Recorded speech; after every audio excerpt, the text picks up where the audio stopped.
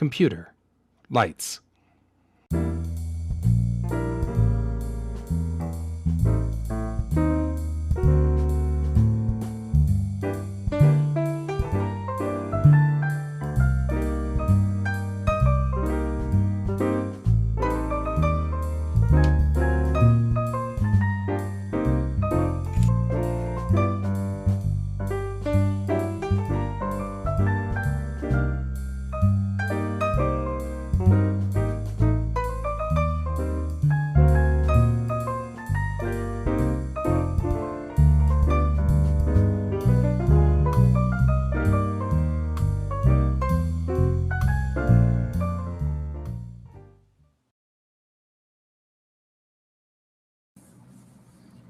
Good morning, everyone, and happy Wednesday.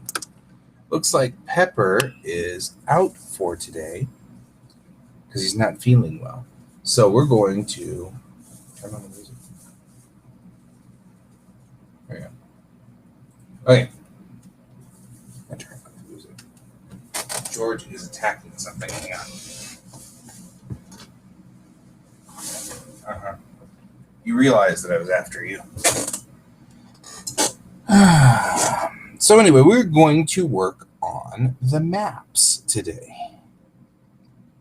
because I'm done with all of the other stuff. So we're going to try to do some stuff.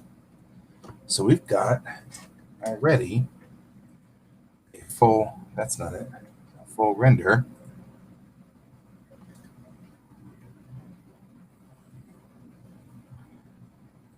from the 3D program.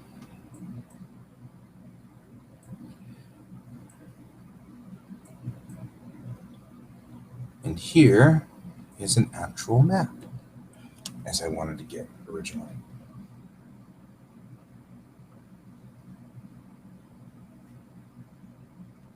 All right.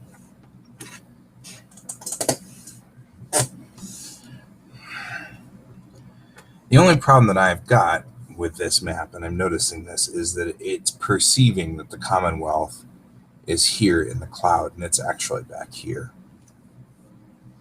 So I might have to indicate that it's back here like this, of some sort or another.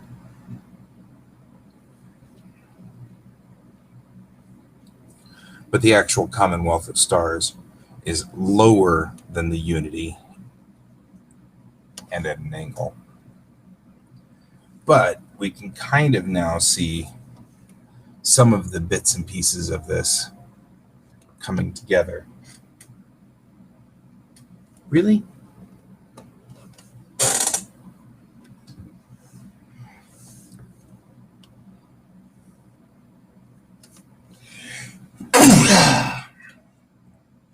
I'm allergic to my cat being my cat. All right.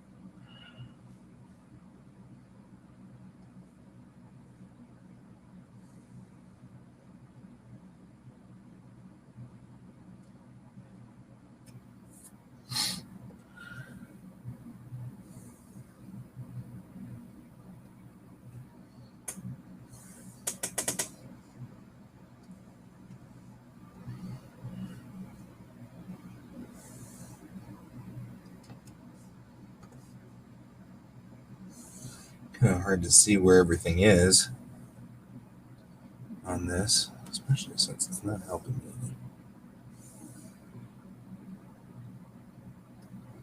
There we go.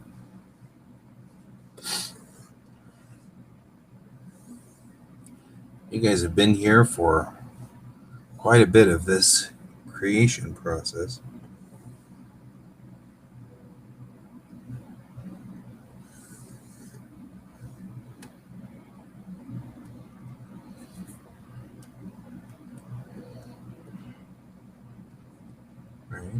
And then we'll take this guy and just run him straight up like that to show that we are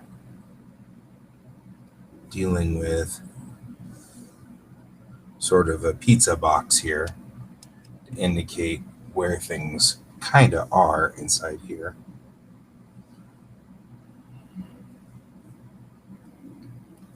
And these guys then can be slightly darker. They don't have to be so dramatic, right?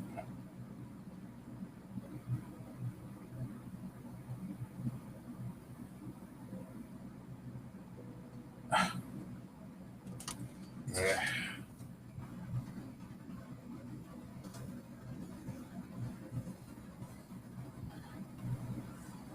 Actually, I will go up here and make sure that this guy is connected to this guy. And then we can trim the top part of this right off.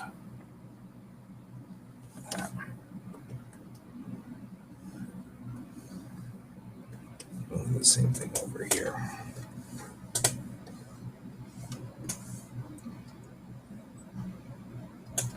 And mess it up really badly. That sounds like a plan that involves messing it up really badly.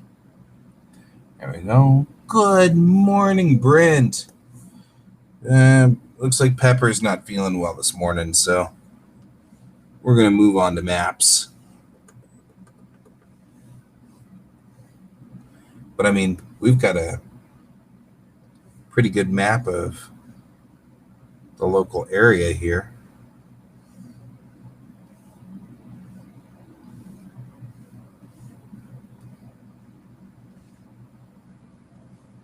Which I'm pretty proud of.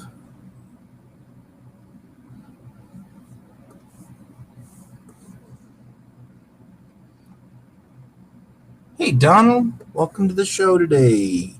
Long time no see. Hope you guys are doing well.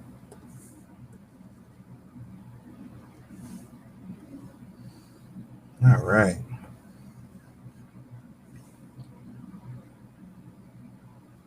And this guy looks like he's, I don't know, like, what is the deal with this?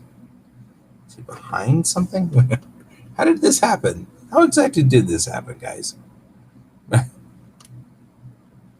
Okay.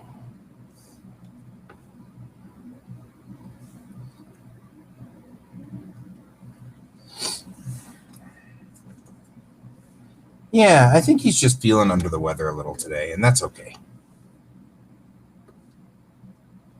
We're going to take this copy and shove it. No, wait. There we go. And then this guy, make it down to 5-7%. There you go, 5% maybe. Not a lot. Okay.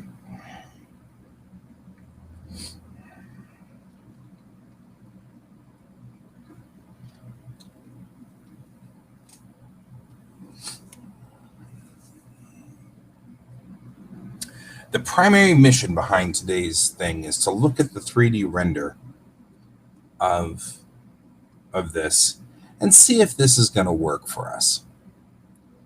Are these stars too big? Are the posts too thick? Because I'm kind of thinking the posts might be too thick, at which time I might want to make a smaller version. You know what I mean? Like, maybe we should bring it down a little. There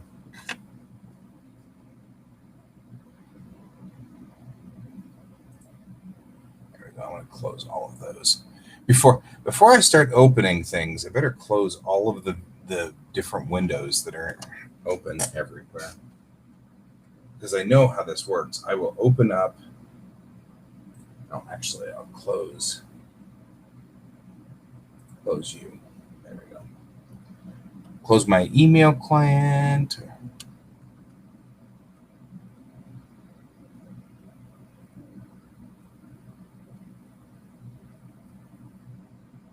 Wow, that's really rough. I thought I was doing bad because I had a screwed up kitchen sink.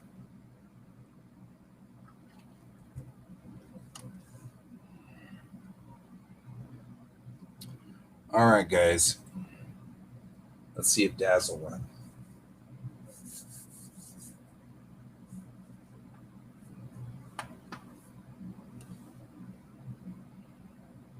Well, and maybe on the bright side, you're getting your exercise. This is not the right way to do that, though.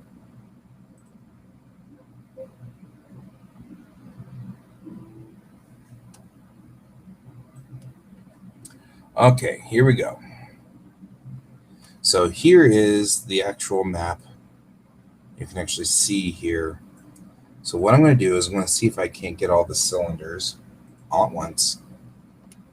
Hit their parameters. And see if I can't scale them down.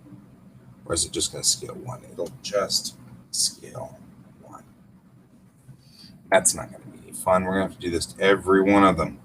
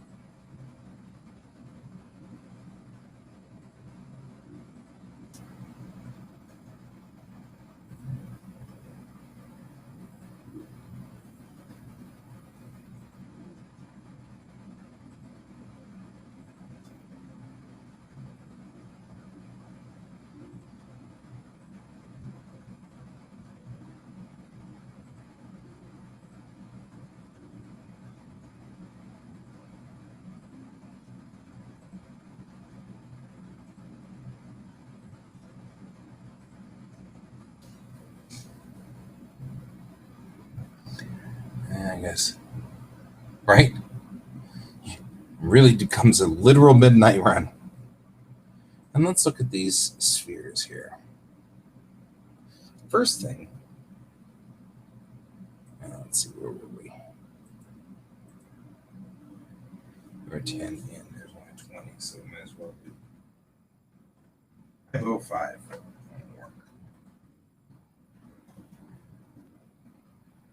All right. This is awesomeness. Super exciting show today while I type things in over and over.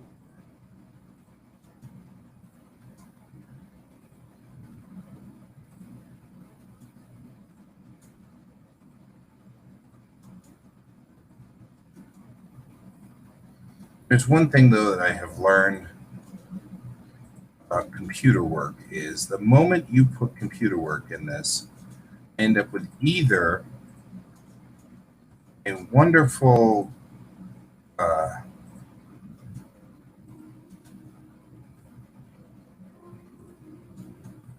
percent of my problems go away, or I end up on the other side with 100% of my problems becoming a problem.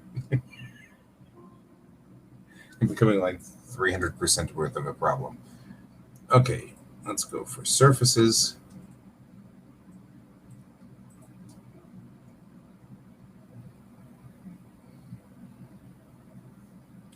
And we're actually going to turn the base color back down to black because they're thin enough now.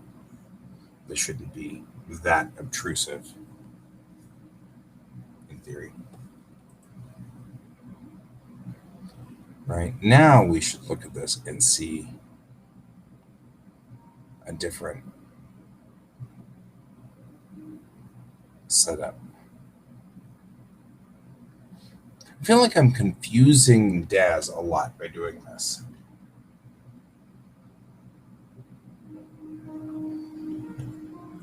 This is not Daz's normal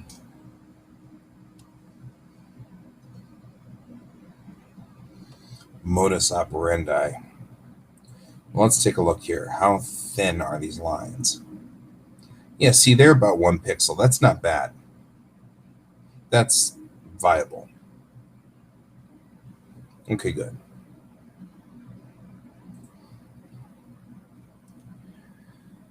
The spheres, on the other hand, I feel like need to be smaller. I don't like that necessarily, but I'm starting to feel like that's a thing.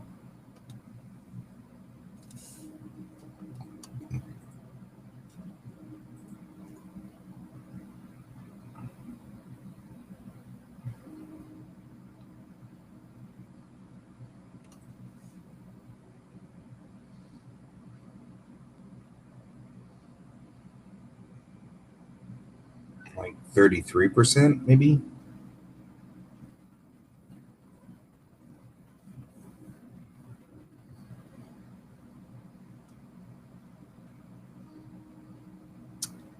I think 33% might be better.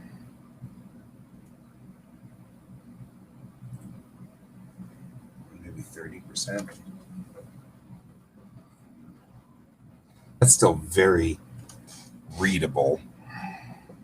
Let's go ahead and hit render and see what it says.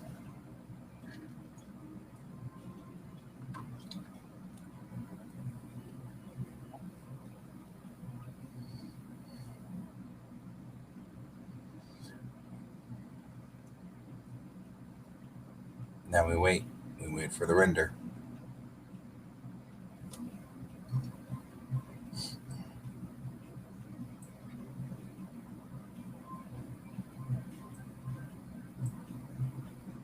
Yeah, see, a star that big is not going to be hard to read. It'll be fine. I still feel like these are all gray. I don't know why they're all gray. Like they still got illumination on them or something. I don't know.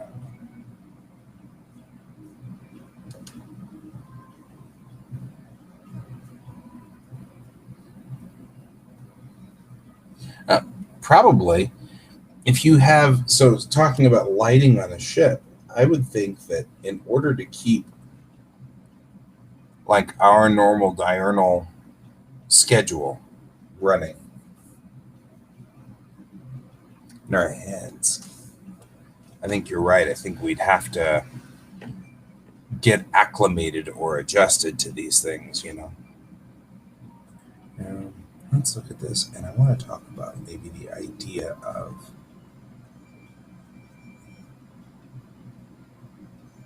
that's not going to help.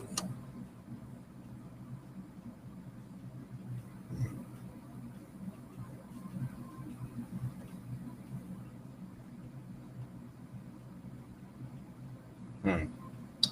Hmm. Hmm. Hmm. Hmm. Hmm.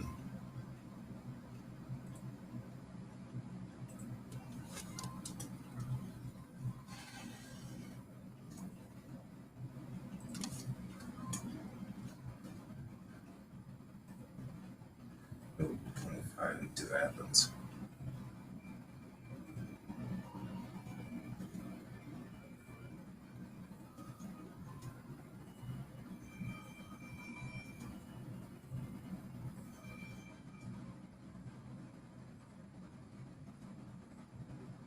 So once I've set this up, shoot, that won't work. Once I've set this up, it'll be a lot easier to set up the other maps in the sort of the same manner. We'll note that a standard star is 25.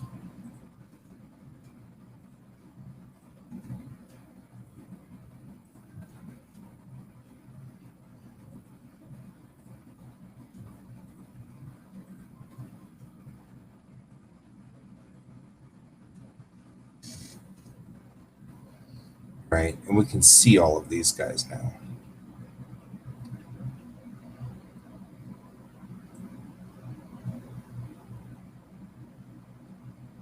There we go. That looks a lot more like a star map that we can use, right?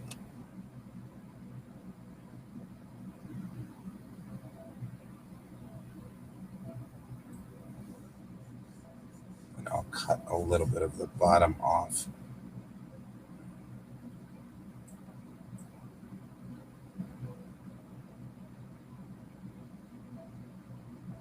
this. We want to be able to see this clump of stars carefully, and these kind of need to be visible. So I'm going to keep tilting until I find a good angle that sort of illustrates all of the stars. Here we go.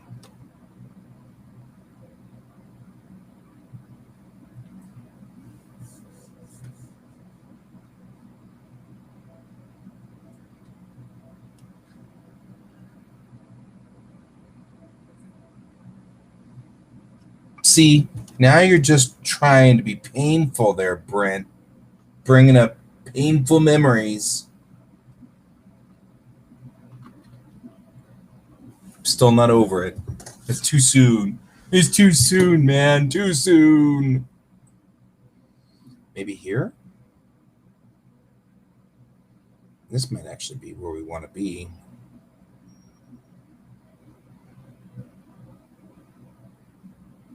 Like here? Yeah, that might be what we're looking for.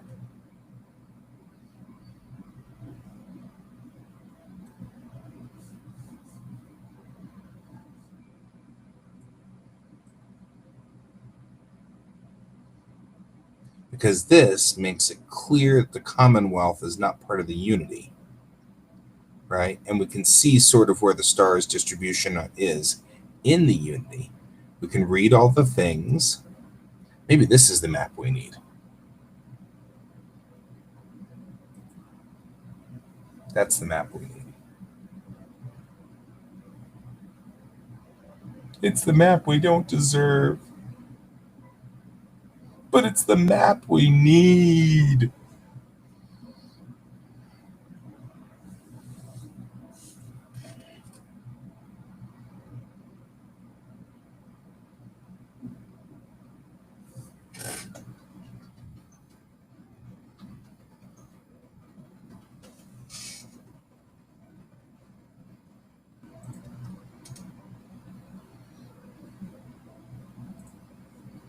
All right. So we did this, but we're going to get rid of it. I don't know why I do this to myself. Yeah. There we go. That's much better. Paste.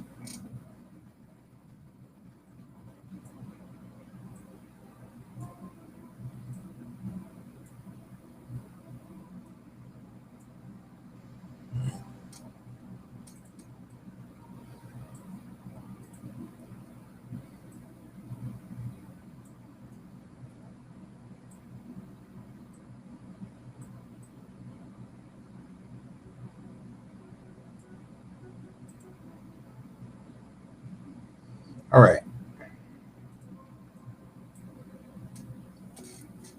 Here we go. Now we'll get in here, get in tight, and we will feel kind of like this is the back now on this one. And then illustrating like that.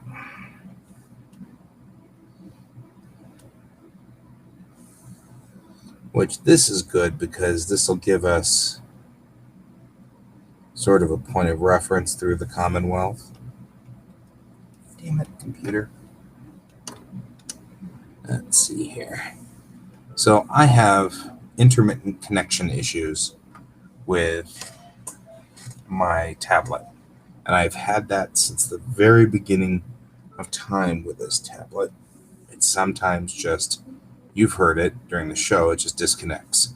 But the problem is if you spend too much time hanging out like this, doing this, it gets senile and then forgets that it's doing something.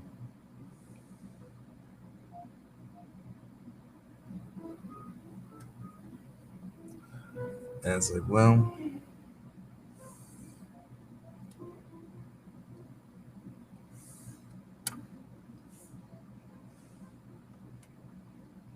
I don't know.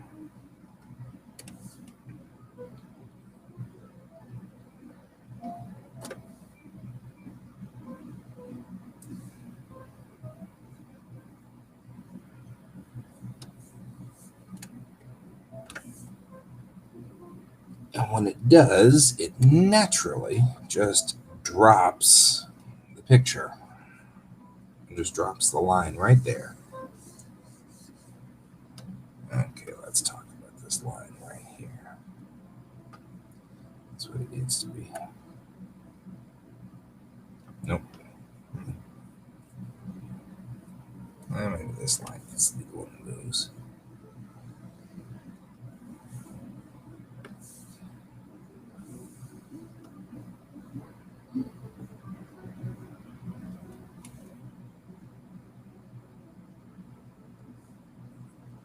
There we go.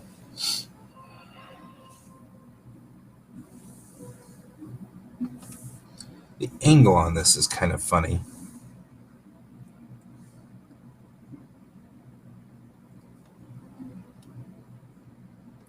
But it works.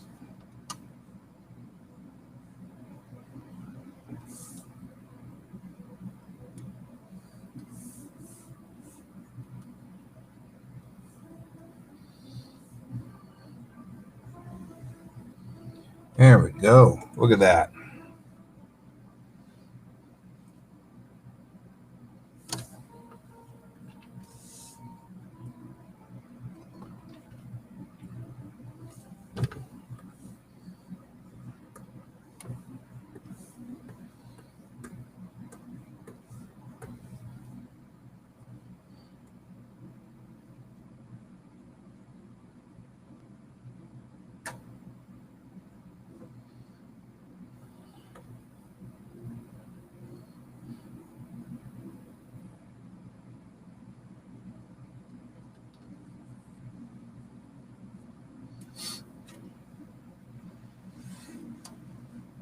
There.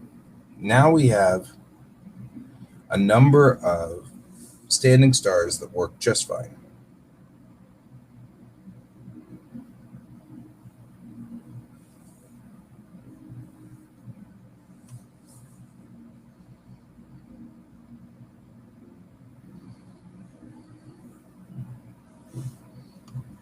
So I thought about that too. Like, I have sort of, if you do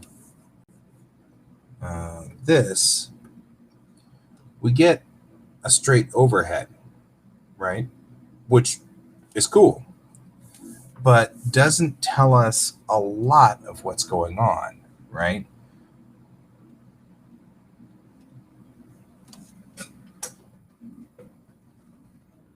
You can put that in here.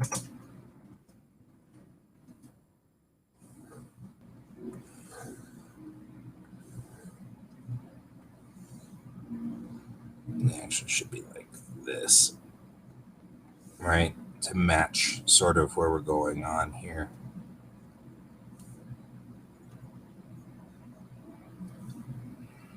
There's nothing going on in that quadrant, so up there isn't a real problem, right? What we'll do is this.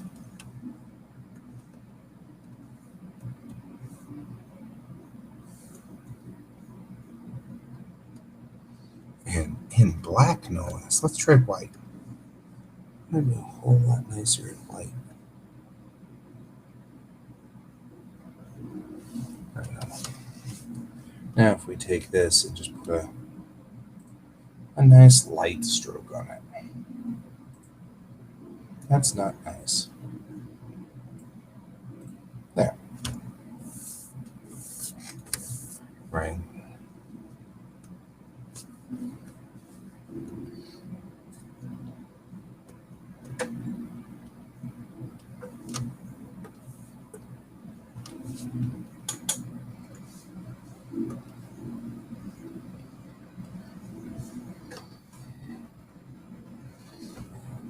This and these guys, and take these two and take Control E, and that will allow us to put this as a top down.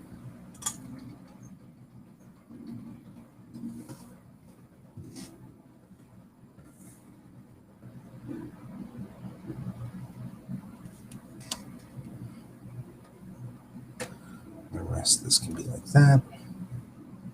Okay, Donald, I think you have a good point there.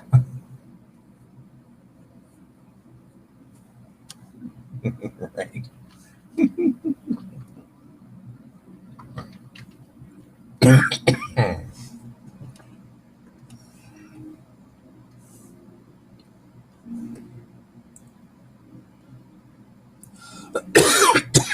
Okay.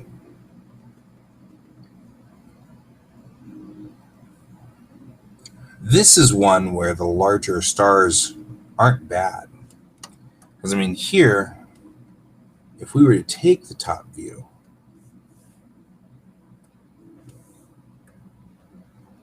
right, here's the top view. Well, I don't know. It doesn't seem actually bad when you put it this way.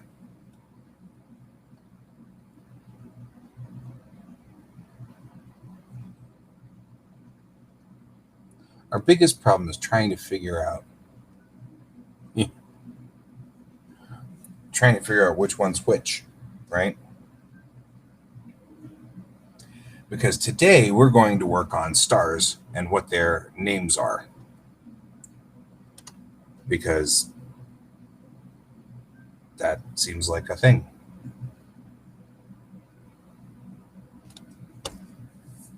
Yeah.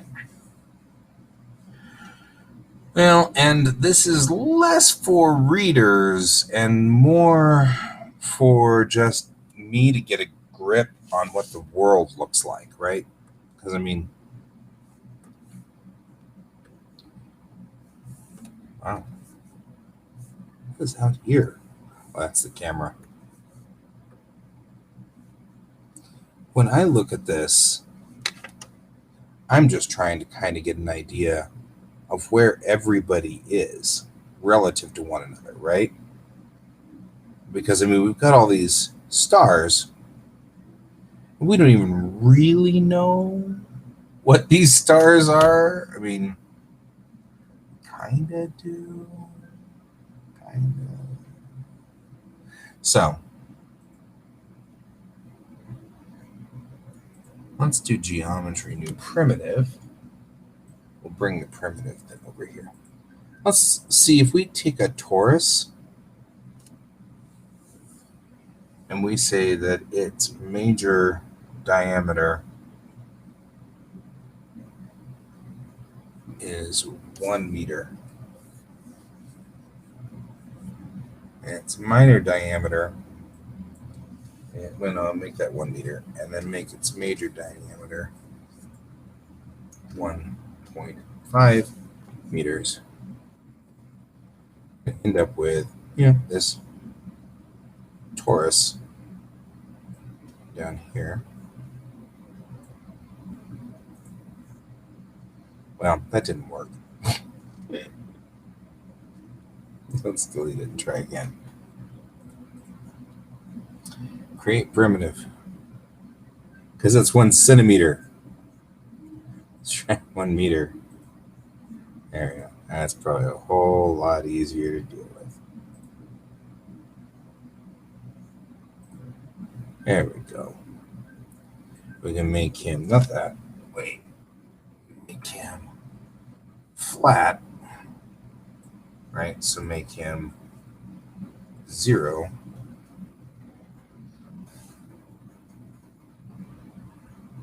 I know, right? You wouldn't believe how many of these stars have 0 names. None. Okay, so I think 1.5 is what I'm looking for either. So create new primitive torus 1.2. Still looks floofy, doesn't it? Even flat, it's looking.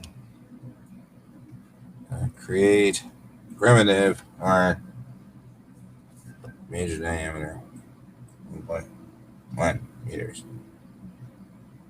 Okay. See, it doesn't look like it's getting any thinner. I just want a ring.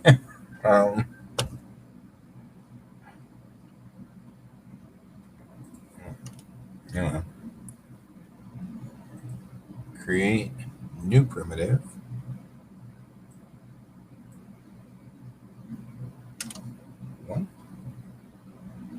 Okay, so it's got 1-to-1 here. What is the story? I wish there was some way to control it once I've made it. Because I don't seem to see any difference between all of these whenever I make the primitive.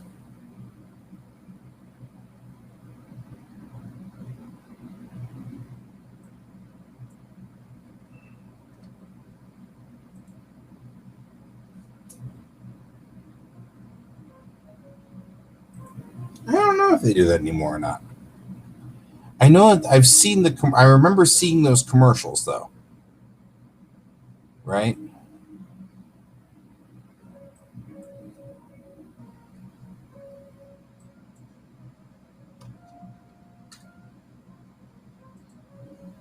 I think that's closer to what we want. I have no earthly idea why 5 is a thing, but okay. Hey, here we go.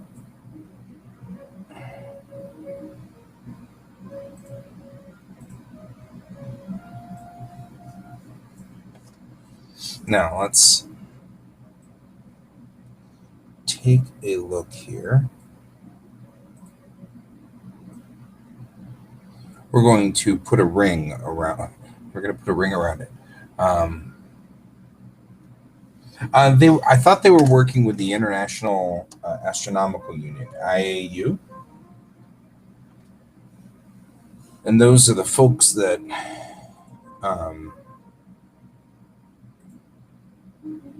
those are the folks that. Hang on, quick. We need to duplicate this. The folks that actually name stars.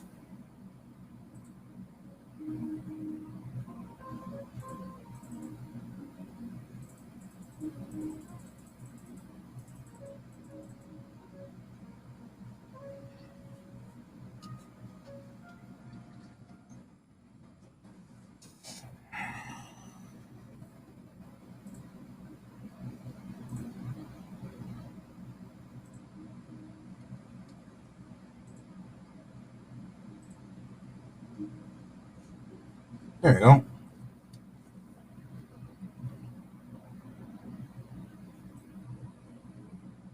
It tells us a lot more of what's going on. And like who belongs where. Look at that. Now we have names. Work. And we know key things now. Very important things. Yeah, but that would make no sense. We've named this star Chang after some rando who.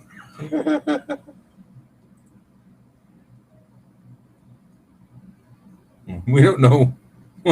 We don't know why we named it after her specifically. We're sure she's important, maybe.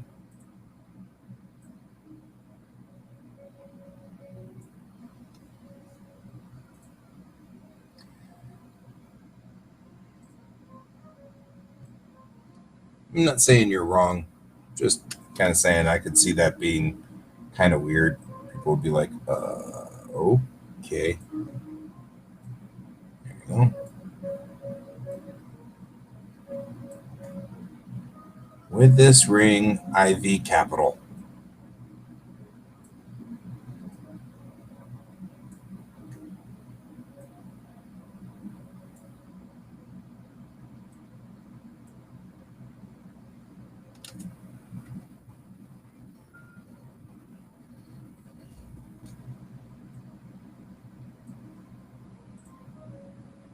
Looks like Saturn now.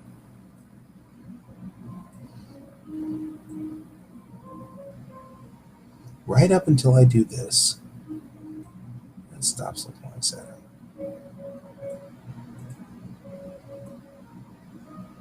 First of all, it sure would be nice if you were actually on your post.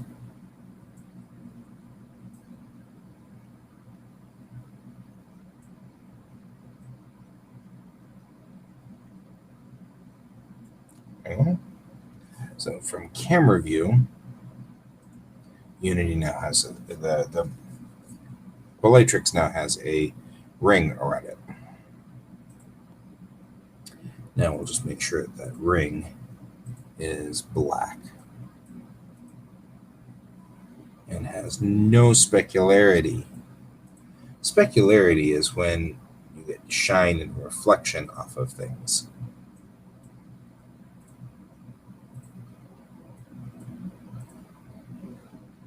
We will make it matte as all get out. Yeah.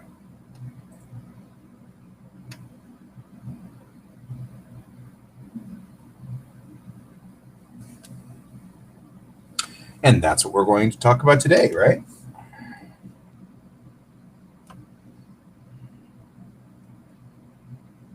Because today, okay, so we put a marker around Bellatrix to indicate who's Bellatrix and who's not,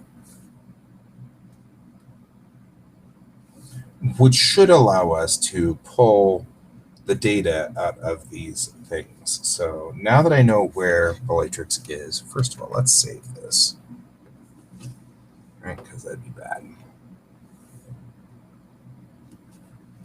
We go over here. We now know that this is Bellatrix.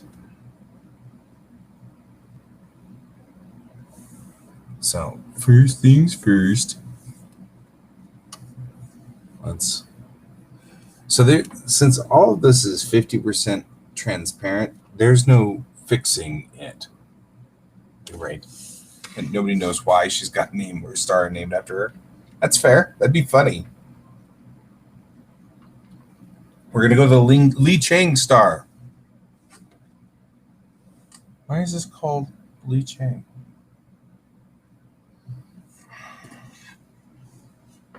Is this what you guys put me up to? Did you guys put me up to this? Was this a joke?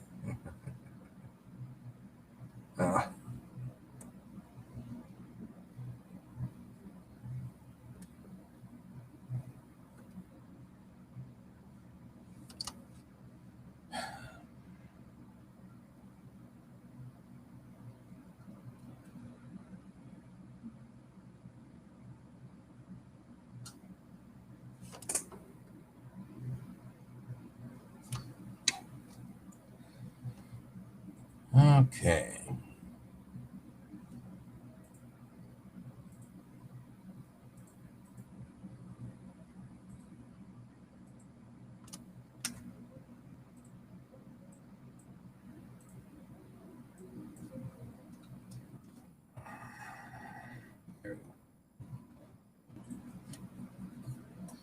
Anytime from this point forward, when we render the no, this is a joke.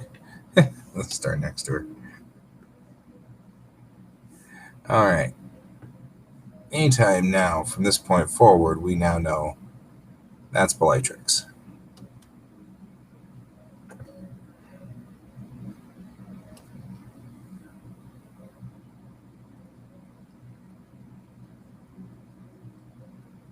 Right, which is still this star? Golly. We don't really know, do we?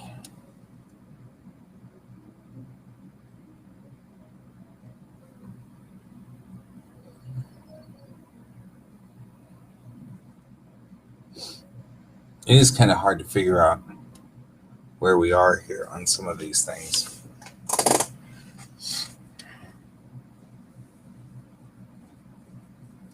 But we can start working on stuff now, right? Because these two stars right here are the gap jumpers, right? So our heroes now, we actually now know where our heroes are going, right? Like, we didn't know that before, per se.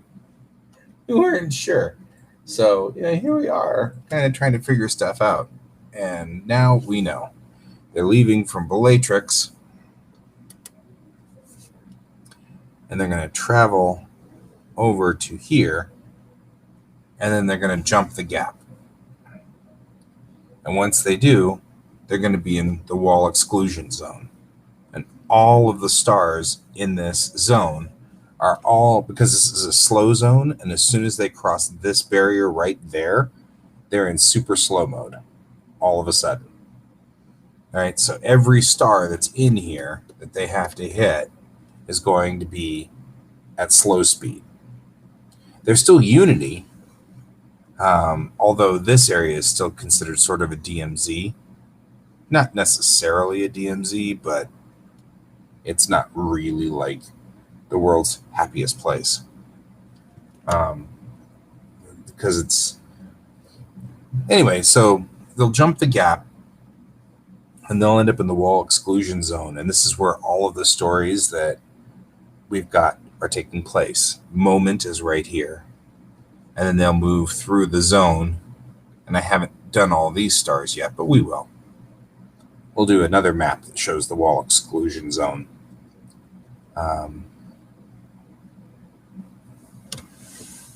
And that's...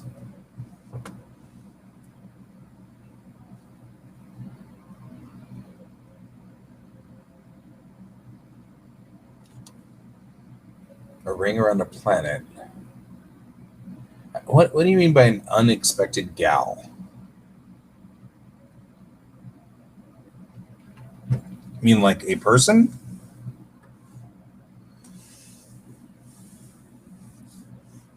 Gap. Oh, okay.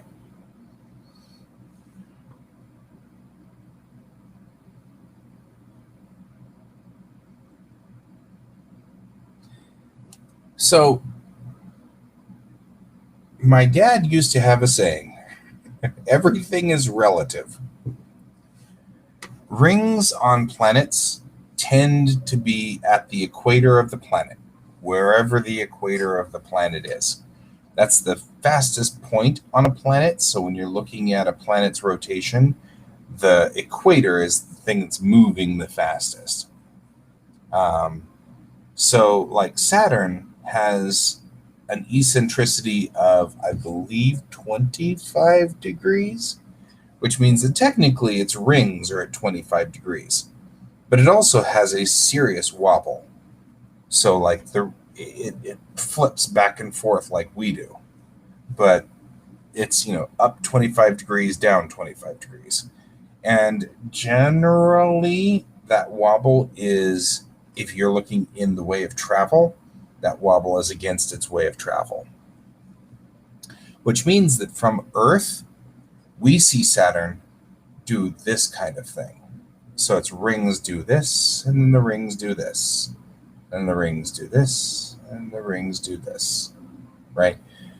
Initially, when astronomers saw Saturn, they thought it was a planet with ears, because without the very high-powered telescopes, all they could see was a circle with bumps on either side, something that kind of looked a little like this. So they weren't sure what they were seeing, right?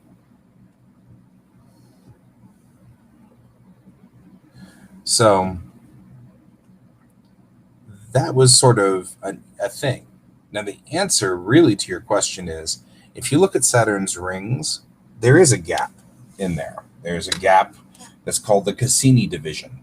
And it's a huge gap in the rings. And it's because there was a moon, or there is a moon. Nobody knows for sure whether the shepherd moon that's in there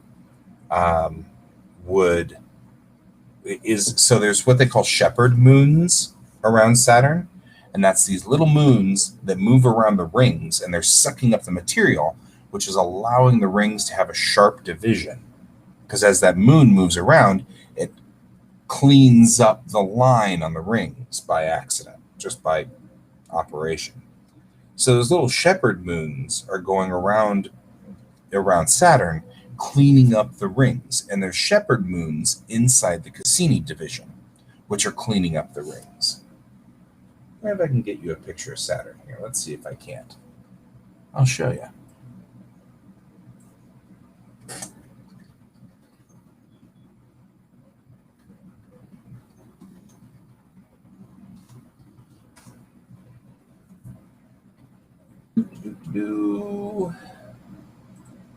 There. Somebody just specifically did that thing. Yeah, so he's just talking literally about the Cassini division here. So there's this Cassini division right here, and that's what they call it, because it's named after the astronomer Cassini. Yes, do you know what a star's rings are called? When a star has rings, that's called an accretion disk. And ultimately, the accretion disk goes away and becomes planets. Because the planets will suck up the material in the accretion disk every time it goes around until finally all the material gets divvied up into all of the planets. And so Bellatrix is a young star. It's very, very young. It's still in its development stage. So when we get to Bellatrix, we actually have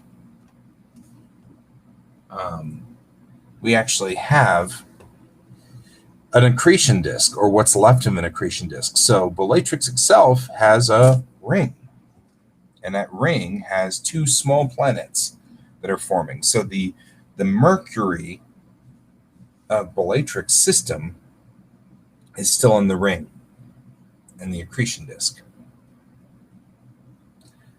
So just like what you were saying, and you were actually asking that very thing, and that's actually what's happening at Bellatrix, because it's so young. Bellatrix is still a very, very young star. So there are those who believe, and it's entirely plausible, that at some point Saturn will no longer have rings, but instead will have 50 or 60 more little moons that are circling around, because all those shepherd moons will have sucked up all the rings every time around and ultimately just become bigger moons as they keep bringing up things. Hey, Joan. Thank you very much. Appreciate that. We're talking about rings around Saturn, and we're talking about accretion disks around stars, both of which are roughly the same critter, just different scales. So the lights have changed color. That means everybody needs to get up and stretch. So let's get up and stretch. Oh, my goodness. Hey, everybody, stretch.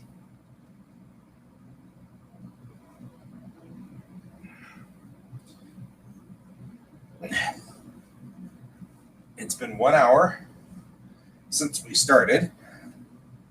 So we are all, and then get up and walk around for a minute. Walk around the office.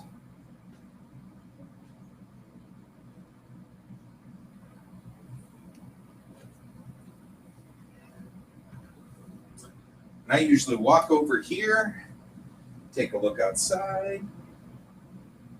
It's nice out there. This tree didn't get a lot of, I don't know, it didn't turn green. I'm kind of worried about that tree. And come back over here. All right. Yay, thank you, Joan. Okay, everybody needed to get up, and we should try not to sit for more than an hour at a time. It's bad for us. So that's what we're doing there.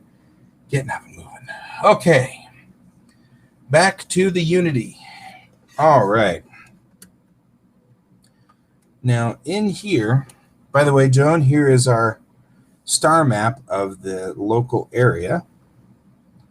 And this area is called the Unity. And this is the stars that make up our heroes area. I don't know what to call that. But this is the top-down view right here. And then right here is a 3D view showing all of the stars in their actual position. You know, here's the points that go down to this map. And you can see the Unity holds right through this zone right here. The Commonwealth of Stars are the bad guys. Wall exclusion zone's also Unity, but it's sort of the backwater, quite literally in this case. It's inside the wall, which is this cloud of dust that's right here. So the wall then goes this way. If you were to look at this part of our galaxy, that wall kind of goes at an angle and comes up like this, and all of our stars are kind of bunched right here. So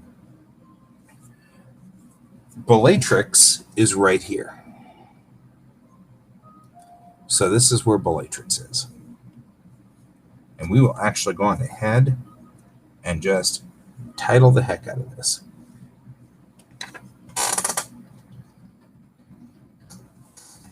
Right. So we will then raise this up to the 6th point. I'm going to take this guy and move him over and down.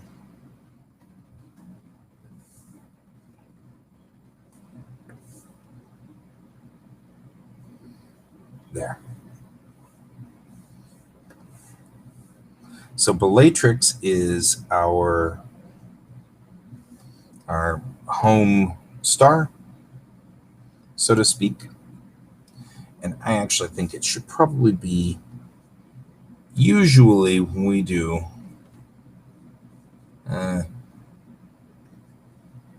capitals, the capitals are usually a different font, or we do them in a different way of some sort. So these two stars then are these two stars. Right? So we'll bring up, and it's questionable whether things will stay with us or not on this.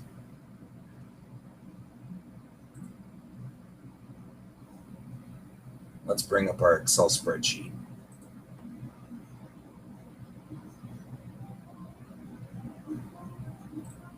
The Bellatrix-centric data of July 26th is the last time we had this Bellatrix data up.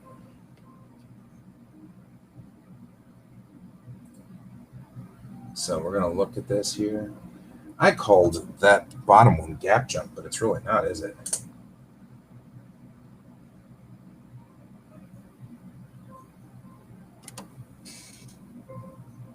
The other thing we're going to need here from the maps directory, I'm going to move this over here so I can see.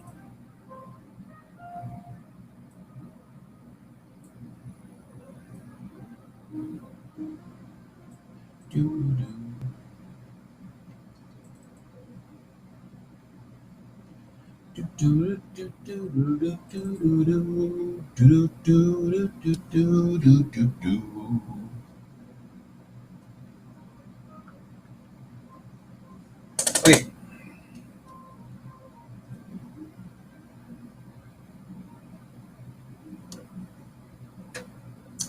Where's the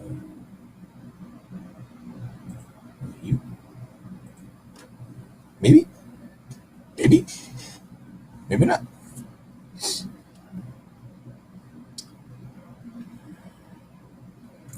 I don't think this is what we're looking for. That was my test to make sure that everything was working correctly. So let's go up here. We need this guy. Okay, this guy is going to tell me where everything is on this. Yes, that's all right. It's okay, don't worry. So Bellatrix, the comic book is called Bellatrix Rising. And it's a double entendre, probably maybe a triple entendre. Bellatrix is this star in Orion. So when you look at the Orion constellation, you have, let's see here, I'll put you a new layer. You've got the stars of Orion, right? We have this star, we have 3 stars there, a couple of stars like that, and then we've got 2 stars down here, right? That's Orion. This star is Bellatrix. This one's Betelgeuse, right? These three stars are Mentok, and we've got a couple of things like that, and then these two are quite a ways different. From from the real world's point of view, as opposed to from our point of view, you have sort of Earth here, Sol, right? Then you have Bellatrix here. Then you have Betelgeuse here. And in between all of this is this cloud of matter. We're inside this open zone here. So in my story, yep, Rigel's down in the bottom. So in my story, and actually you could see it easier here. Let's move up a level, because I've got all these star maps now. I've been working to kind of get a good feel of where everything fits, right? So let me show you where everything fits.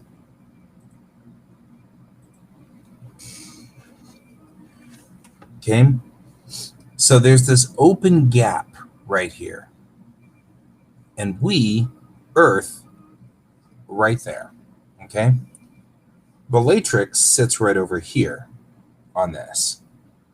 Then you have this, which is Betelgeuse, okay? So when you're looking at the two stars that make up the shoulders of Orion, in reality, they're like this. So from the top, they do this number, right? Bellatrix is closer than Betelgeuse.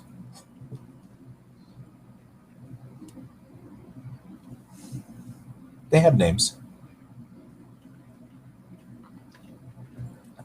It's Mintarak, Alnanak. Gosh, I can't remember them now. But all three of them have names. But even those three, right? Here's the left shoulder, here's the right shoulder, and here they are. They're right here. It's actually these guys right here. So here are your three. Here are the three belt stars: Mintaka, Alnatak, and Saif. Then Rigel and Mirzam make up the feet. So, if you will, the feet, because it's actually tilted. If you're looking at it from here, from the top down, we're looking at the top two and the bottom two like this, and the three stars are in the center like this. So we're tilted. So from the top down, you're going to see these stars like this. So these are your three belt stars. This is the bottom star. This is the other bottom star. So the point really is that there's this cloud right here. You can kind of see that we've got kind of going along here. And that is this cloud area right through here. These are what are called dark clouds. They're full of dust and hydrogen and free elements all over the place. It makes it difficult in my story for a spacecraft to fly through. They have to slow down quite a bit. So inside this open area, ships can travel very fast. But as soon as they hit this area, they have to travel very slow. And they can't move as quickly. So there's a lot of traffic that will leave this star, come out of the wall, and then come back in like that, or whatever, just to try to get speed. And even when we are at that, hang on real quick. I'm allergic to the world. Even when we're at that, inside the clouds, you're going to find these fast speed zones, and that's what they're called. They're called speed zones. So this is the Akath speed zone. This is the Bosith speed zone on either side in this wall exclusion zone. So the whole point behind all of this is for me to get a visual concept of where everything is. If you're wondering what OB1 here is, it is not, in fact, Kenobi. It's the Orion main structure. So all of the Orion Nebula that we see that's in the belt stars, these 3 belt stars, actually is existing through this entire area through here, right?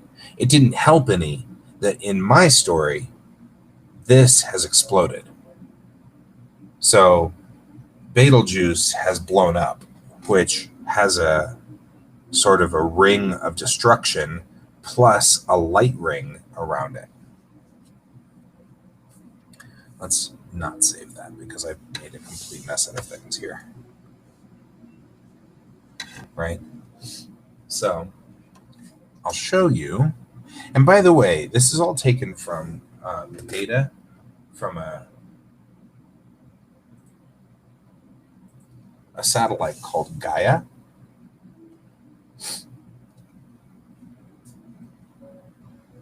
And the satellite that has done this, there we go. This is the accurate current map. Okay? So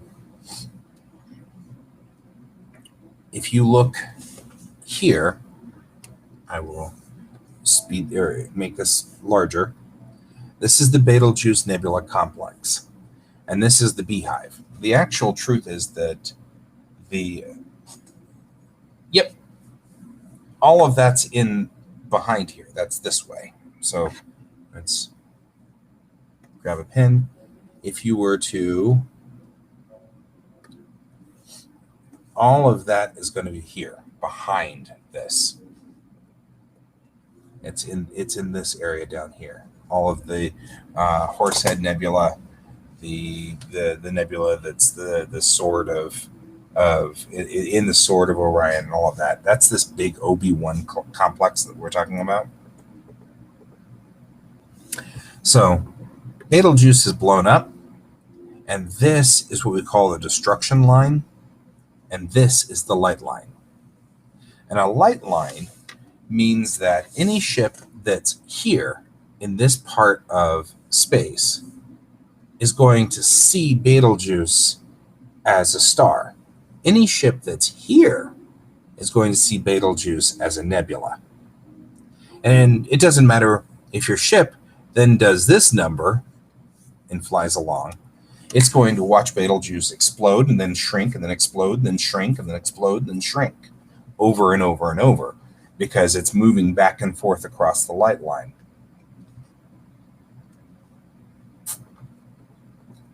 The light line is something I've never seen in science fiction, but would actually exist because your ships move faster than the speed of light, right? Since the ships move faster than the speed of light, you would have this ability to see things in the galaxy at different phases of existence. And that's something that I think would be very interesting, would be to discuss the fact that Betelgeuse has exploded, and it did it about 250 years ago. So if you're at the 250 light year line, that line's moving away from Betelgeuse, but it's moving away at light speed. If you're doing 6 times light speed, then you can go right through that line and travel faster than that line. Once you do, looking back at Betelgeuse, you'd see an exploded star all of a sudden shrink back into an exploded nebula, and it shrinks back into its star. And you'll have, once again, the bright red Betelgeuse, angry Betelgeuse, right? And because of the nature of the fact that Betelgeuse is actually higher up than Bellatrix, even though Bellatrix on this 2D map is shown on the other side of the light line, it's actually not there yet. Betelgeuse still looks like a star to Bellatrix because this light line's moving out as a sphere. So Bellatrix is lower. So from the top view, the circle has passed it, but the rest of the sphere is coming up on it. So Bellatrix hasn't seen it yet.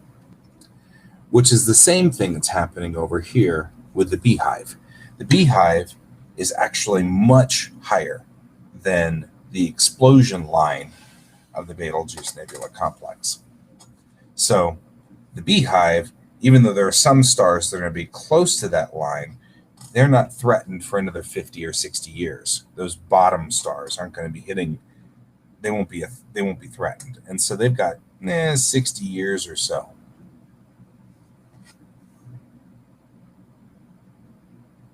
I don't know. I like this part. This has been fun, even though Pepper's made fun of me. Pepper's made a lot of fun of me for it, but I've been enjoying this quite extensively, and it's very fascinating to me. All of this is, so we'll not save that. Here, let me show you some of the top downs from all the way out. Okay, so we'll start with the master galactic map. Nope, light will always move at light speed. It never changes. So the light from Betelgeuse, there are theories that say that there's a possibility. Well, you can distort light, right? Because we know that when you look at a black hole, the light of stars from behind the black hole will warp around it like this, right? So as the black hole moves around, you'll see a star move around it like that. And that's how we know where black holes are. Because you can't see a black hole. What you see is you see the stars do this ripple effect as the black hole moves in front of the stars. And that's how you know that there's a black hole there. Because its gravity well is so intense that it actually will pull the light of the star into it. But the speed of which it still goes is still the same. So it's still 300,000 kilometers a second, right? So it's still traveling into the black hole at that speed. It's just,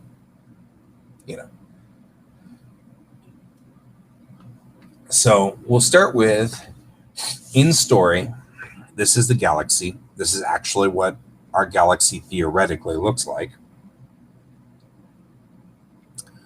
Our galaxy is what we call a double bar spiral.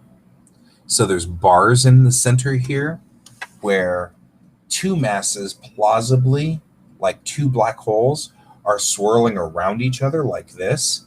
And when they do, they're pulling the arms with them. So the arms move with these two black holes that are swirling around each other. So it's a double bar spiral. So we've got, and the reason it's double is because there's a second bar in there. So it may entirely be four black holes doing this for all we know. We're not 100% sure. In the story, I went ahead and made a logical statement for this. Earth is not at zero, because Earth is actually right here. Actually, it's right there. And it's not at zero, because we're not at zero. We're not at position 0 on the galaxy. We're off by about 30 degrees off position 0 or position 180. I put the line straight through the bar. That makes some sense to me.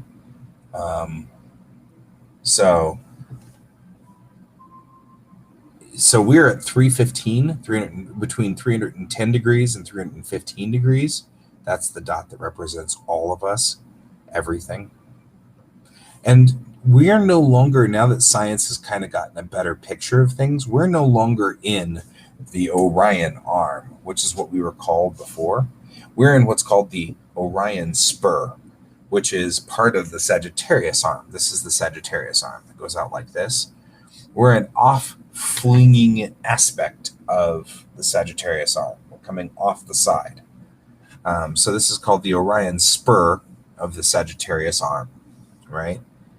So for in-story purposes, everything inside this green zone right here, and that goes all the way around to right here, this line here. I just didn't want to fill all of it green.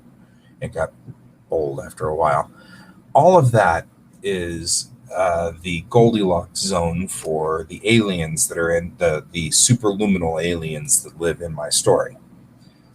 There's a alien creature that lives outside of our universe, and they lay their eggs inside the universes, inside the interspatial foam. So this is their Goldilocks zone in here. I have these all marked A, B, C, D, E, and they're all by parsecs. So these are moving outward by 1,000 parsecs each. So these are in 50 parsec or 500 parsec jumps. A parsec is 3 light years. So 3.5 light years. But when you get to galactic sizes, that's what we usually measure everything in, is in parsecs. So we've got, this is 100 parsecs, or 1,000 parsecs, I'm sorry. 1,000, 1,000, 1,000, 1,000. Okay. So that's 3,300 light years. So it takes 3,300 years for light to travel from here to here. Give you an idea. We're all out in this I band out here, right? This is significantly far enough out, and we're in this zone here. So we'll make a note of this. This is where we are. Let's bring the next map up.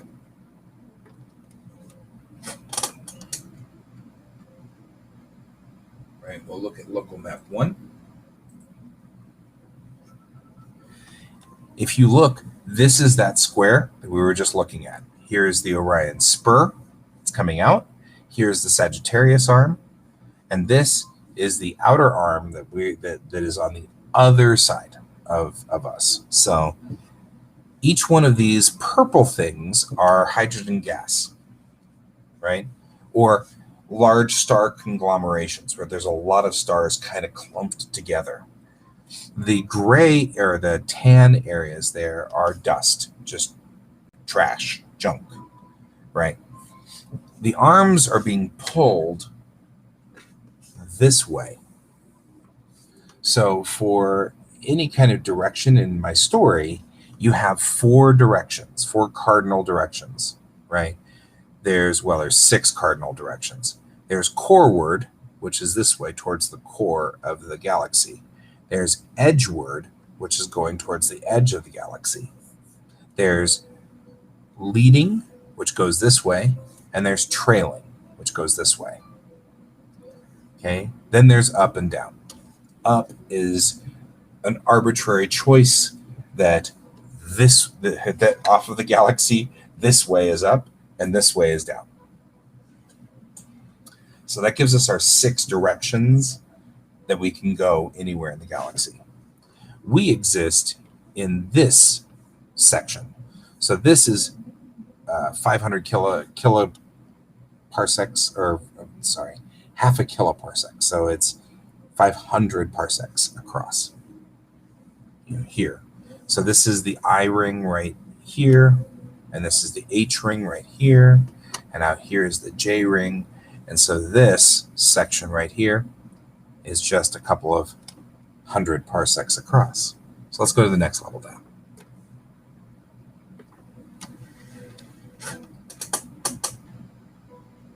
When we move in, local map 1, here's local map 2.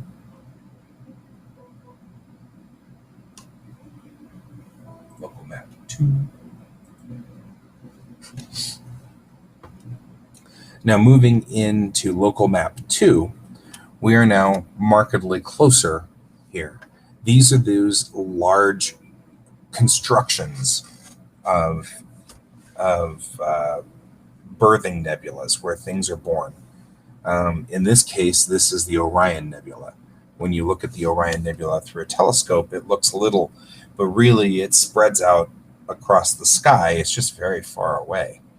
But that's the way that goes. Here is the Commonwealth. Here's the Unity. Here is the Pleiades, and there's the Beehive, right?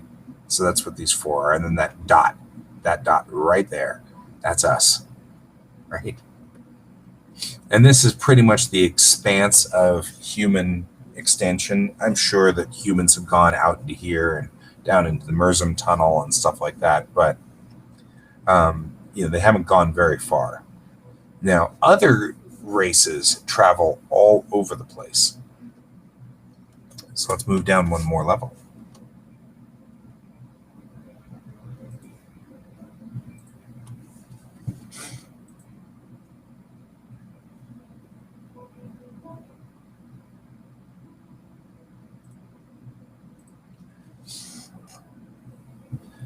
See you later. Have fun. Be careful.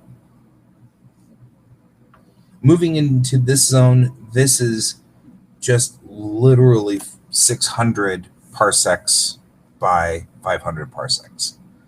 So remember, parsec is 3.3 light years. So we'll turn off the outer guide that we don't need. We don't need this. So we'll turn that off. There we go. Okay. So now we're looking at the map. Where's our labels? There we go. So now we're looking at the map that we were talking about before. These are the chameleon dark clouds. This is the Tarsus dark cloud structure. Here's Betelgeuse. Here's the Beehive. These are, just various stars that I was trying to kind of get an idea of where things were relative to stuff. Here's the Hyades cluster. It's one of the closest star clusters that we've got. Clusters of stars mean nothing really, except that in space, things tend to start falling together by gravity, right? So things clump. It clumps up, kind of like if you were to get flour and just sprinkle water into it. The flour will start clumping up in little clumps of flour. And as you spray water in there and work with it more, you'll get more and more clumps. And the clumps will start to get stretchy and they'll stick together. And that's exactly what happens in space. It's the same kind of thing. These stars will clump and they'll get close to each other and clump together. And then those clumps will stretch across in long strings. And then they start doing the same thing that it does whenever you're dealing with, say, flour. You'll get, torn strings, and then they'll finally clump together in little balls themselves, no longer attached to each other. And you get these kind of patterns that are very similar to the way that flour works when introduced with water. So we've got kind of these clumps. And the Hyades cluster is one of those clumps. There's thousands of stars that are all just clumped together in this ball. And it has no significance except that their gravity pulls all of them together, and they just sit there and do this through space. They're just kind of following each other. A lot of these clusters will fall apart at some point in time. The Pleiades is another good example of a cluster which is clumped together. It has no significance, just happens to be that the 7 stars of Pleiades are clumped, and there's actually another 1,000 stars that are all clumped around those 7 stars. It's just those 7 stars happen to be very bright, right? The Beehive, that's another clump, and so we've got another clump out here, and you can see these clumps that are in here. That's these blue areas. That's where stars have just kind of clumped together, right? And so, like, this is exactly what we were talking about before. The Scobie OB2. I'm going to do chemistry, right? That OB2. So, really, honestly, the way that flour and water work together is very much kind of the way that everything in the universe operates. Gravity works very similar to that.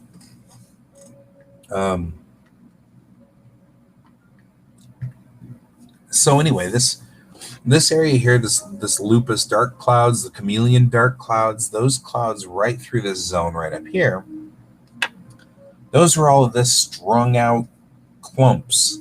They're all clumped together and they're being pulled apart kind of like flour does, and they're starting to break up. You're getting holes and like gaps that are starting to appear as the clump starts to separate, and it starts to pull itself apart. And as it does, when it snaps apart, all those stars are going to retreat into balls. And there'll be these clumps up like this. That's just the nature of space. Anyway, in my story, Earth was damaged and destroyed in a war, right? And that the whole war came down to that spot, and it was damaged. So we retreated into the Hyades cluster down here. Humans were, as many humans as we could rescue, were taken to the Hyades cluster. And they landed in a star in the Hyades cluster called Silver Cove. After 500 years, some people have moved out to the Pleiades. Some people have moved out to the Unity. Some people have moved out to the Beehive.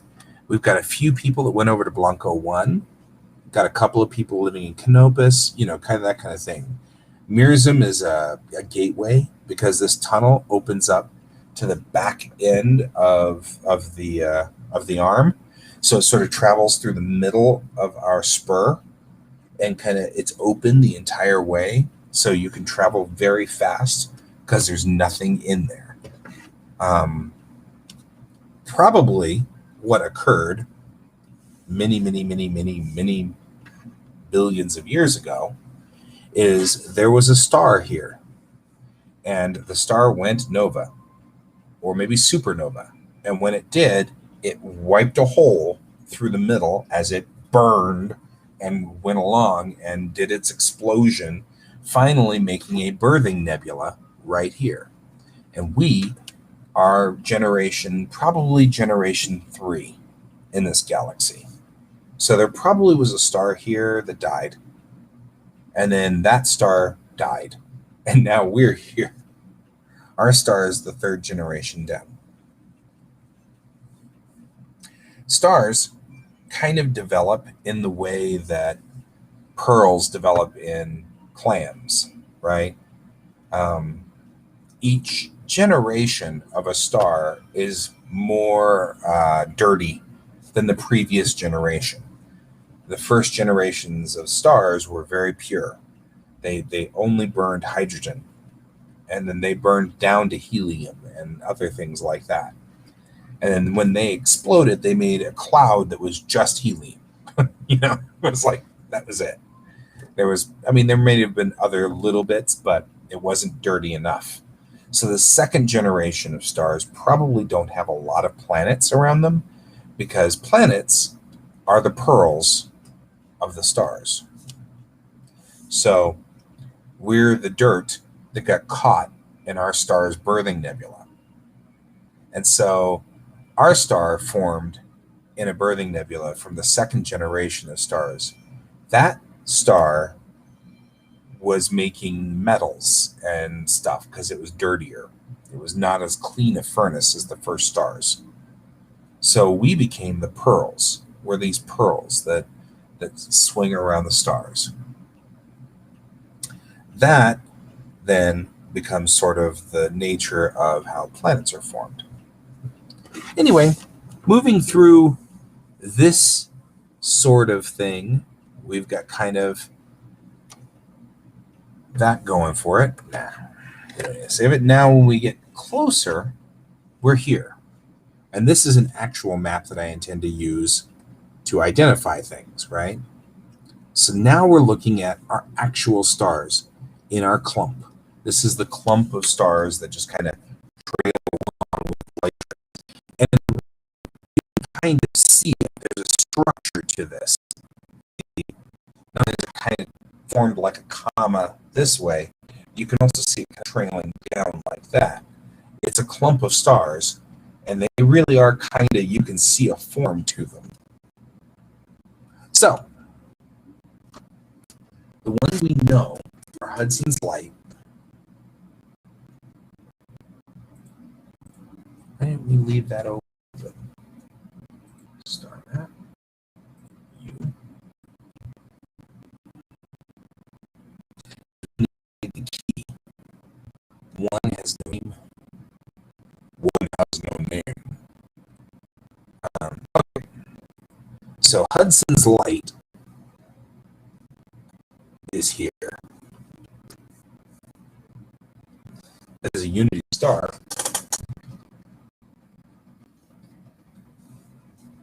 But it's way, way, way far away.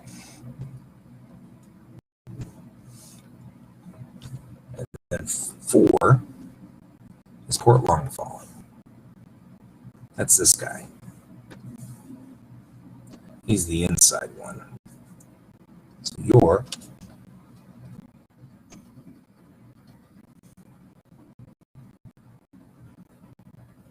Port Longfall.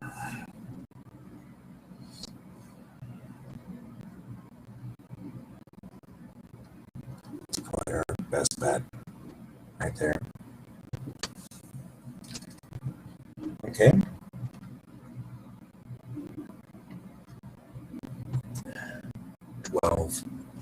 Where's 12? 12. This one's called Gap Jump.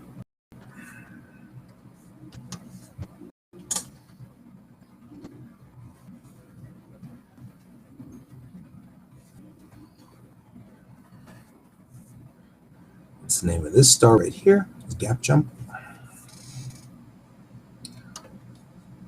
And those are the only stars that we actually have names for at the moment.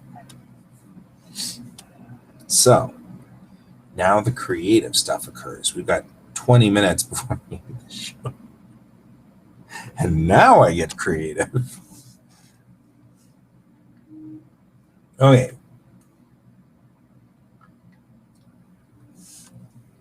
I'll put all these guys up here in the same sort of spot. I'm going to give it a folder.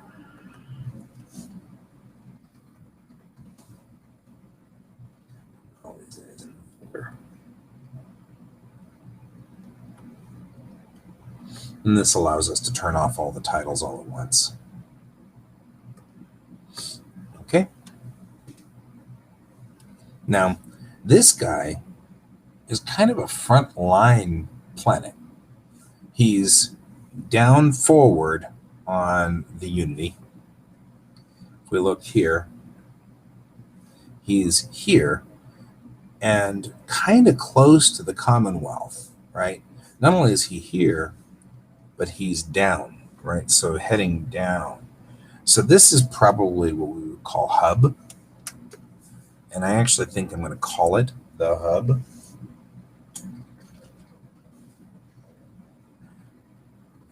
As the hub is going to be, they sort of play neutral, right? Make sure that's number 1. That's number 1.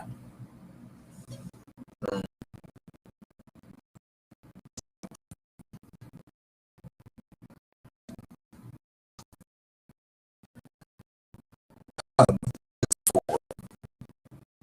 Okay, so there we are. This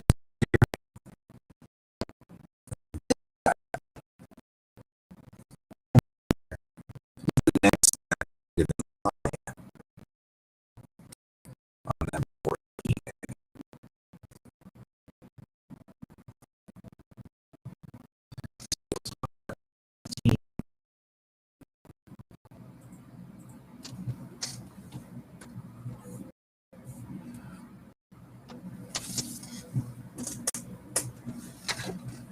And I now start something else I usually do, which is let's go to our randomizers. We'll get a fantasy name generator for this.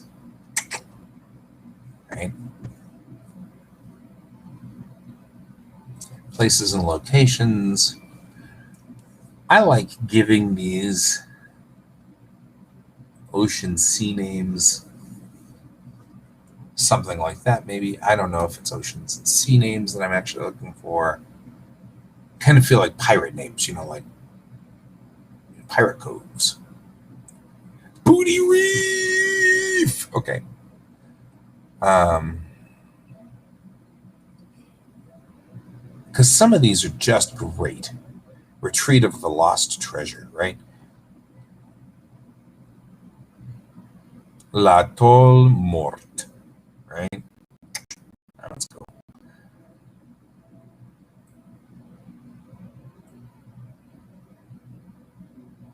There we go. I like that one a lot. There we go. Let's try this one. There. L'Enclave Incarnate. I like that. That's a lot.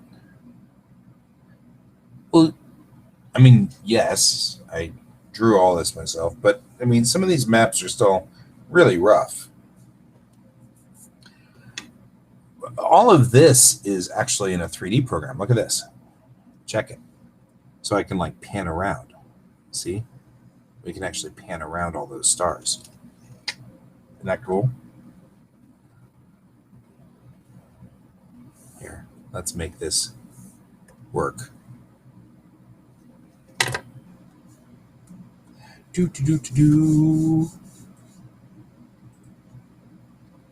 There. So now you can see all the stars in their different spots there. But I drew all these layers at some point in time and then put them in. I want to say wasn't yesterday, might have been day before yesterday. No, it might have been yesterday. Just seems like it's been 6 days. I don't, because all the days are blurring together. So if you look at this from the top view, you can really see the clouds. Let's turn off the titles. That's not helping us. You can really see the cloud layers through the top, right? And kind of get an idea of where those clouds are and where everything is in the unity relative to those clouds. Right, so there's our unity.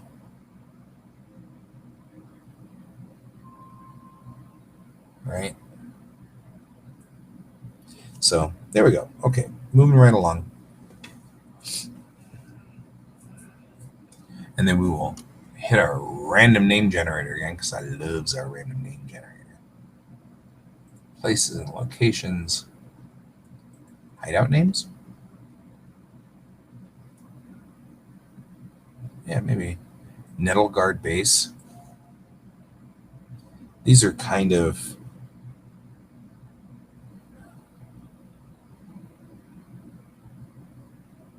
ooh, I love Eberstorm Garrison.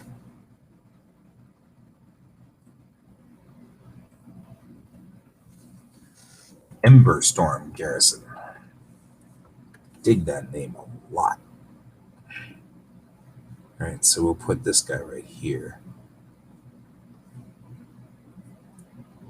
And I'm gonna stop doing that.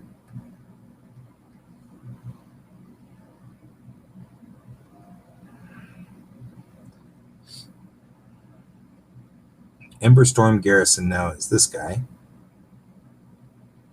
All right. That works. That's a good name. Ooh, that's a good name. Ooh, that's a good name. Right? Let's see.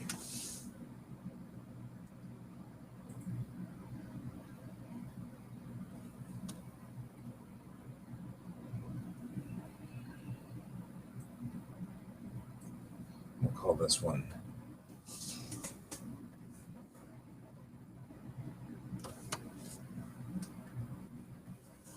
Ash Storm Sanctuary.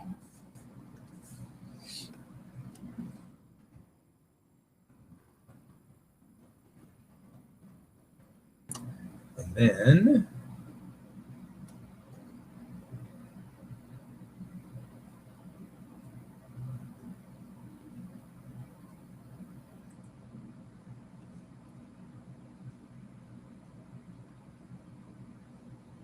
let's find something else.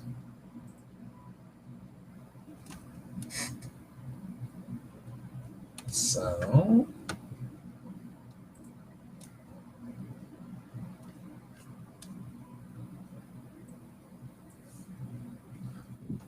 like that.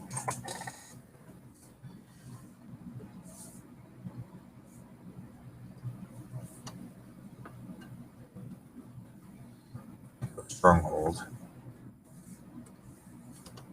can be right here.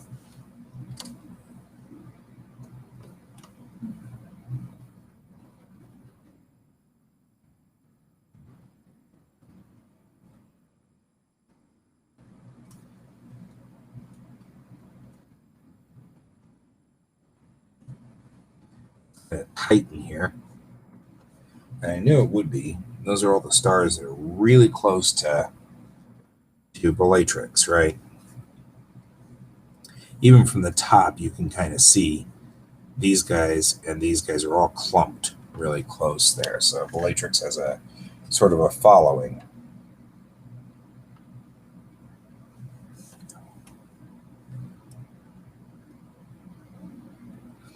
At some point,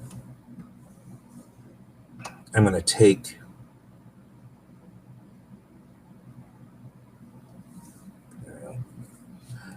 all of these guys and give them a white outline or a gray outline so that we'll be able to read them better.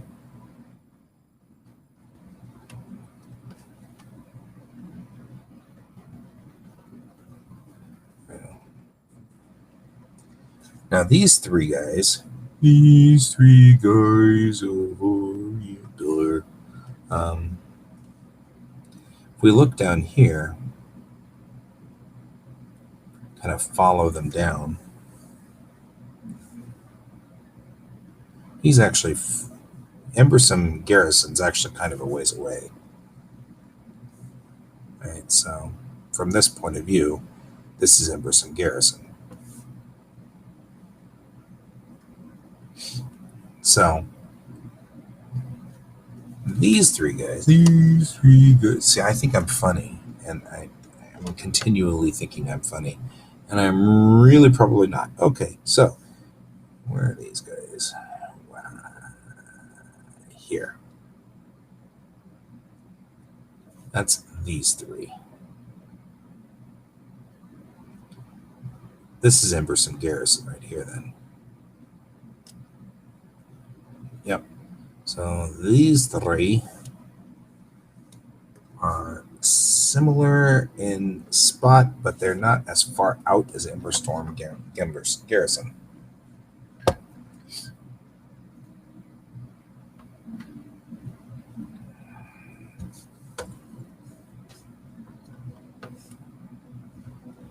And I kind of like these guys being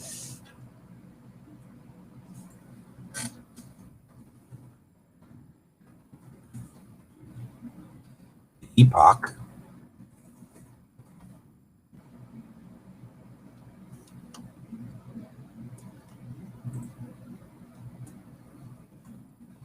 Paragon,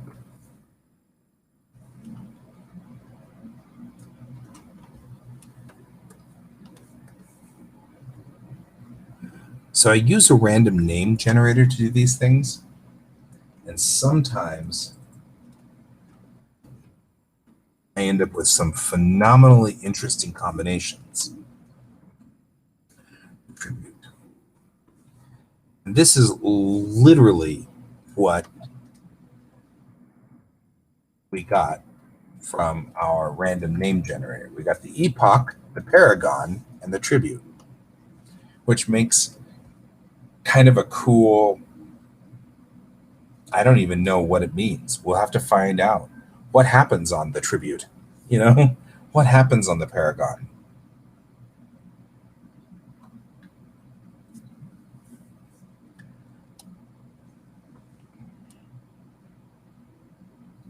These three stars, okay, stop it. You gotta stop that, man. You gotta lay it off. Okay. So now we've got these guys in. Now let's talk about this guy. He lives where? Right next to these two are close to each other, theoretically, but they're right in the clump there, so they're really not. That's these two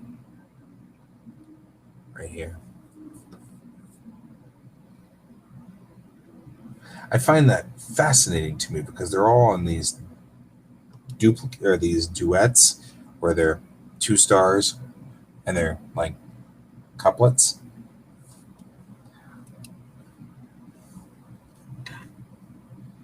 Okay. Let's save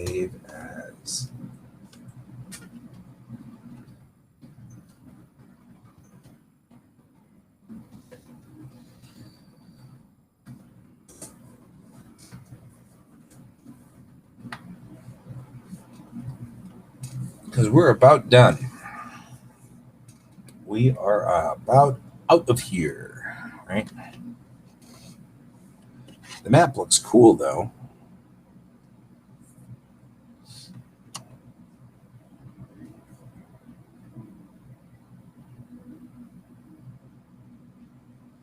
Let's go ahead and give these things a little bit of room so that we can see what we're talking about here.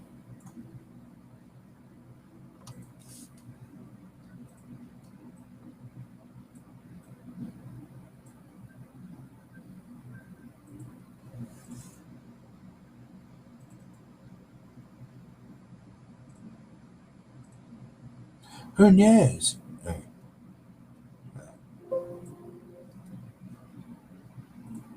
Thanks. 1 pixel. I'm going to go back and do 2 pixels. And then we say outside so you can still read it.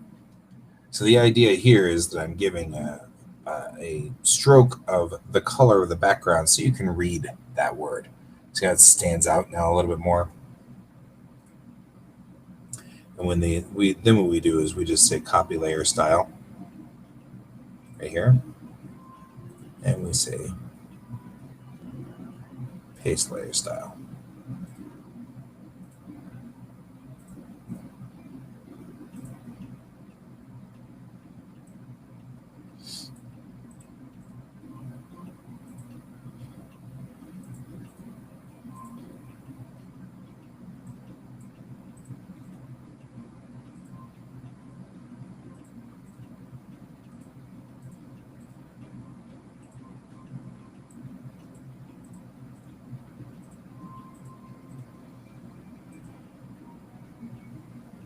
There.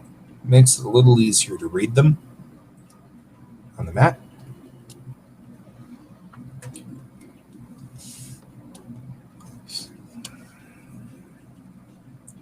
We're still going to have to do this zone in this group here. 1, 2, 3, 4, 5, 6, 7, 8, 9. There's 9 stars in that zone. But we are here. Look at us finishing our maps. You should be proud of us. I'm proud of us. More importantly, I think we could probably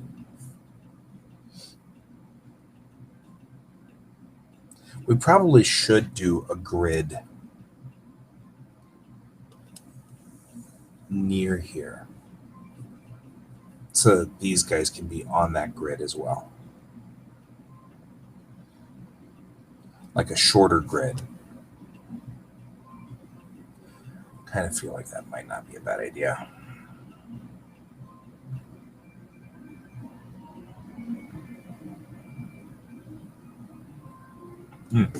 We'll get there.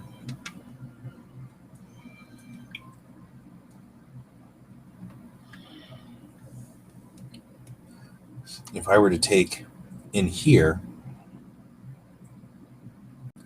and do a political zone grid, which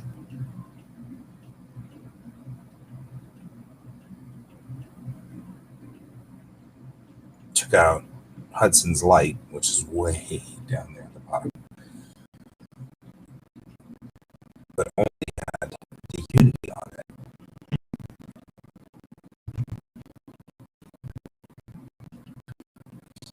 Almost star is right here. So if I were to put all these guys on the bottommost star for a closer sort of layout, that idea. Let's real quickly do that because we have 2 minutes left. You can do it in 2 minutes.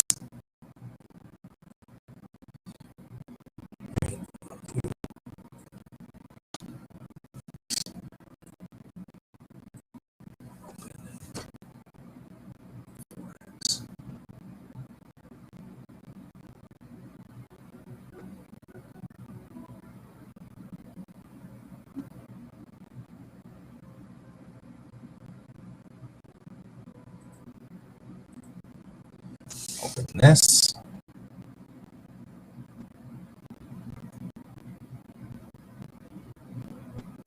Right.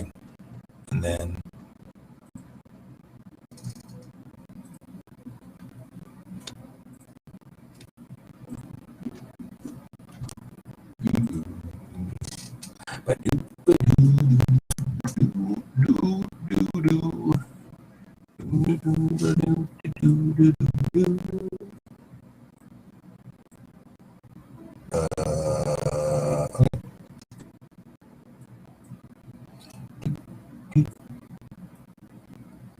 a 50 by 50 grid. Right. This gives me sort of a where is everything sort of moment. We're going to do an adjustment. We're going to say desaturate. And then we're going to take the adjustments. We're going to take levels and bring it down so we can see the grid on there.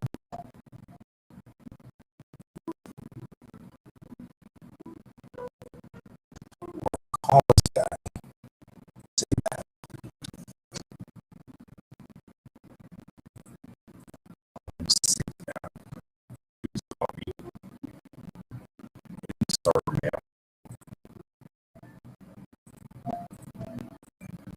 Call this 6A. What we'll do is we'll go into our 3D program here. We'll take grid 6 and we'll duplicate him. Okay, so we'll take Windows, edit, duplicate node, and we'll drop it down so that's below this. Nope. Let's see. Of course, that's not the way this program works. Drop this below this. There we go. Surfaces. And then we take you, we say browse, 6A, and then we're going to load 6A in, and then we're going to turn that to none. Right?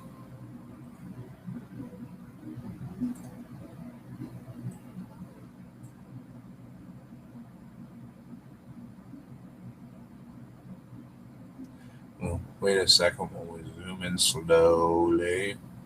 Slowly. Very, very slowly. And we'll actually turn off grid 6 for this.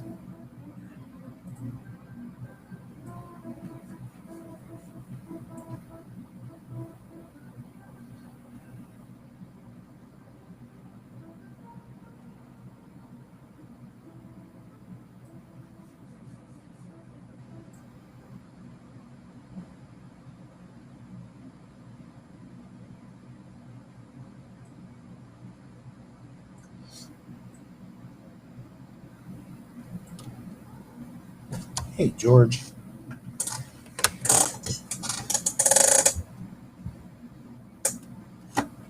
You're here for the last of the show, aren't you? There we go. Look what we're doing here. We got star maps. What do you think? Think star maps are cool? I think star maps are cool too. Okay. Well, guys, I think we are out of time. But that's all right.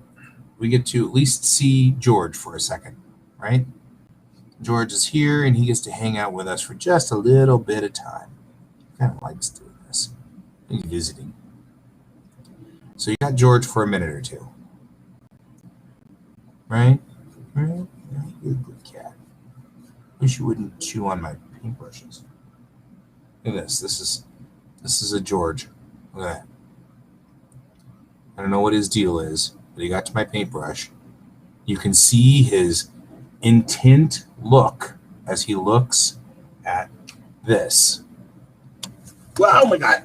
Oh no. Ow. You okay? I'm sorry, George.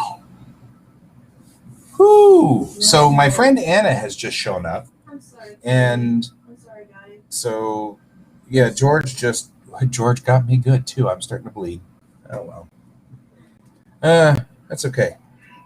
Anyway, that's all the time we've got for today. I'll see you guys later. And keep your eyes on the stars.